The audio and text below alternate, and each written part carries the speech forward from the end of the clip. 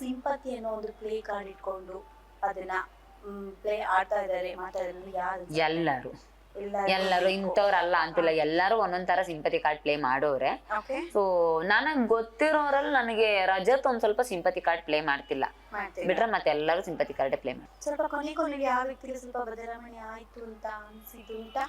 ಮೊದಲ ದಿನಗಳಿಗೂ ನಂತರದ ದಿನಗಳಿಗೂ ಆಗಿದ್ದು ಅಂದ್ರೆ ರಜತಲ್ಲಿ ಒಂದಷ್ಟು ಪರಿವರ್ತನೆ ನಾನು ನೋಡಿದೀನಿ. ಮುಂಚೆ ಇದ್ದ ರ್ಯಾಶ್ ಇದು ಆಮೇಲೆ ಸ್ವಲ್ಪ ಕಡಿಮೆ ಆಗಿರೋದು ನೋಡಿದ್ದೀನಿ ನಾನು. ಅಲ್ಲಿದಂತ ತುಂಬಾ ಬೋಲ್ಡ್ ಆಗಿ ಸೊ ನಿಮ್ಮದೇ ವ್ಯಕ್ತಿತ್ವನ ಕಾಪಾಡ್ಕೊಂಡಿದ್ರಿ yes Chaitra Kunda Prasad number 1. So ನಿಮ್ಮನ್ನ ಬಿಟ್ರೆ ನಿಮ್ಮ ಸೆಕೆಂಡ್ ಪ್ಲೇಸ್ಗೆ ಬರುವಂತದ್ದು ಅಲ್ಲಿ ಬಿಗ್ ಬಾಸ್ ಕಂಟೆಸ್ಟೆಂಟ್ಸ್ ಡೇ 1 ಇಂದ ಮಂಜಣ್ಣ ಡೇ 1 ಇಂದ ತುಂಬಾ ಚೆನ್ನಾಗಿದ್ರು. ಬಟ್ ನಡುವಲ್ಲಿ ಒಂದ್ ಸ್ವಲ್ಪ ಬ್ರೇಕ್ ಆಯ್ತು. ಬಟ್ ಈಗ ನೋಡಿದ್ರೆ ಈಗ 1 ವೀಕ್ ಇಂದ ಮತ್ತೆ ಬೌನ್ಸ್ ಬ್ಯಾಕ್ ಆಗಿದ್ದಾರೆ ಅಂತ. Dhanraj is not A winning candidate ಅಲ್ಲ ಜನಗಳ ಒಂದು ಇದು ಅನಿಸಿಕೆ. ಸೊ ಆದ್ರೂ ಎಲ್ಲೋ ಒಂದ್ ಕಡೆ ಫಸ್ಟ್ ರೌಂಡ್ ಅಲ್ಲಿ ಅವ್ರನ್ನ ನಾವು ಎಲಿಮಿನೇಟ್ ಮಾಡಿದ್ರಲ್ಲೆಲ್ಲ ತುಂಬಾ ಸರಿ. ಬಟ್ ಎಲ್ಲೋ ಹನುಮಂತ್ ಬಂದ್ಮೇಲೆ ತಕ್ಷಣವೇ ಸ್ವಲ್ಪ ಒಂಚೂರು ಬ್ಯಾಕ್ ಸಪೋರ್ಟ್ ಸಿಕ್ತಂಗಾಯ್ತು ಅಂತ. ಸೊ ಇಲ್ಲೊಂದ್ ಕಡೆ ಹನುಮಂತನ್ನ ಬಳಸ್ಕೊಂಡು ಇಷ್ಟು ದಿನಗಳ ಜರ್ನಿಲಿ ಅವ್ರು ಬರ್ಲಿಕ್ಕೆ ಕಾರಣ ಆಯ್ತು ಅಂತ ನಿಮ್ಗೆ ಹೇಗನ್ಸತ್ತೆ ಅದು? ನನ್ಗನ್ಸತ್ತೆ ಏನು ನೋಡಿ, ಅಲ್ಲಿ ಎಲ್ಲರೂ ಒಬ್ಬರಲ್ಲ ಒಬ್ಬರ ಜೊತೆಗೆ ಜೋಡಿಯಾಗಿ ಇದ್ರು. ಈಗ ನನ್ನ ಒಬ್ಳನ್ ಬಿಟ್ಟು ನನ್ನ ಬಿಟ್ರೆ ಮತ್ತೆ ಎಲ್ರು ಅವ್ರವ್ರೊಂದೊಂದೊಂದು ಕಂಫರ್ಟ್ ಝೋನ್ ಅಂತ ಕಂಡ್ಕೊಂಡಿದ್ರು. ಅವ್ರಿದ್ರೆ ಇವ್ರಿದ್ದಾರೆ, ಇವ್ರು ಹೋದ್ರೆ ಅವ್ರು ಹೋಗ್ತಾರೆ ಅನ್ನೋ ತರ ಎಲ್ಲಾರ್ದು ಒಂದೊಂದಿತ್ತು. ಅವ್ರದ್ದು ಇವ್ರದ್ದು ಅಂತಲ್ಲ, ಎಲ್ಲಾರ್ದು ಇತ್ತು.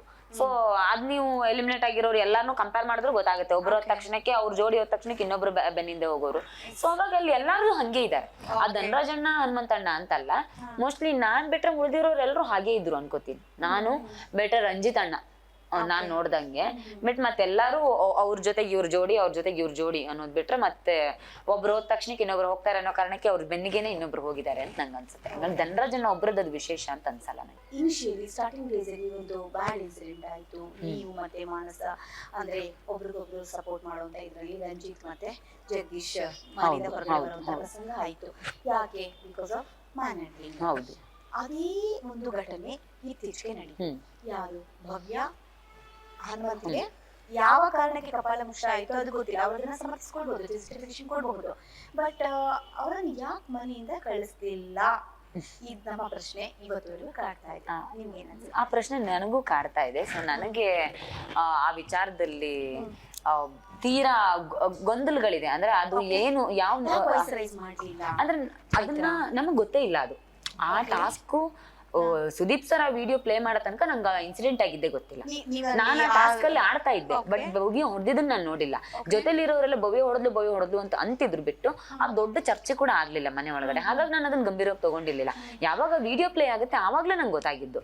ಸೊ ವಿಡಿಯೋ ಪ್ಲೇ ಗೊತ್ತಾದ ತಕ್ಷಣಕ್ಕೆ ಸುದೀಪ್ ಸರ್ ಅದಕ್ಕೆ ಪನಿಷ್ಮೆಂಟ್ ಕೊಡ್ತಾರೆ. ಅದೇ ದಿನ ನಾನು ಮತ್ತೆ ಎಲಿಮಿನೇಟ್ ಆಗಿ ಬರ್ತೀನಿ. ಸೊ ಎಲ್ಲೂ ನನಗೆ ಅದ್ರ ಬಗ್ಗೆ ಮಾತಾಡೋ ಅವಕಾಶ ಆಗ್ಲಿ ಎಲ್ಲೂ ಸಿಗ್ಲಿಲ್ಲ. ಅಂಡ್ ನಾನೇನ್ ಅನ್ಕೋತೀನಿ ಅಂತಂದ್ರೆ, ನಮ್ಮಲ್ಲಿ ಒಂದು ಪ್ರವರ್ಬ್ ಇದೆ, everything is fair in love, war and politics ಅಂತ. ಸೊ ಅದ್ರ ಜೊತೆಗೆ everything is fair in love, war, politics and Big Boss ಅಂತಲೂ ಹೇಳ್ಬೋದು. ಸೊ ಅದು ಅವರು ಡಿಸಿಷನ್ಸ್. ಆ ಪ್ರಪಂಚದ ಒಳಗಡೆ ನಾವು ಹೋಗಿದ್ದೀವಿ ಅಂತಂದ್ರೆ ಬಿಗ್ ಬಾಸ್ ನ ನಿರ್ಧಾರಕ್ಕೆ ನಾವು ತಲೆ ಬಾಗ್ಲೇಬೇಕಾಗುತ್ತೆ.